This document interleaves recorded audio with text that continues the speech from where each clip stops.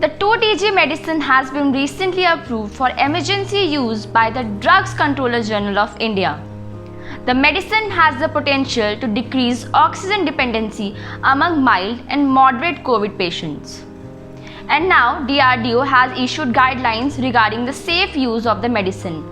The oral anti-COVID 2DG medicine has been developed by the Institute of Nuclear Medicine and Allied Sciences, a lab of DRDO, in collaboration with Dr. Reddy's Laboratories, Hyderabad.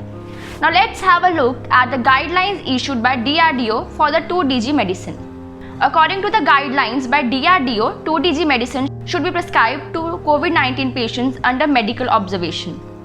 The medicine can be used as a supplement therapy to the standard of care in the treatment of mild and moderate COVID patients in a controlled hospital setting. The guidelines further suggested that 2DG medicine should be prescribed by the doctors as early as possible for severe to moderate COVID patients. The medicine can be given up to a maximum of 10 days.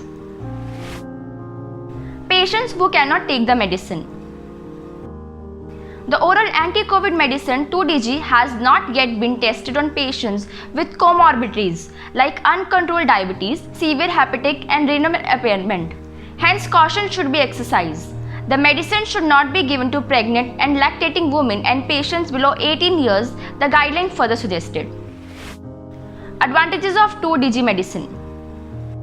The biggest advantage of 2DG medicine is that it is an oral drug, which means it comes in powder form just like ORS. The patient can take the medicine by simply mixing it with water. The medicine production can also be done on the large scale, which means it will be widely available with affordable pricing. Patients are advised to seek a reliable source for the supply of the medicine and do not fall for any misleading elements. Patients can request their hospitals to contact Dr. Reddy's Lab, Hyderabad for medical supply at email 2dg@drreddys.com.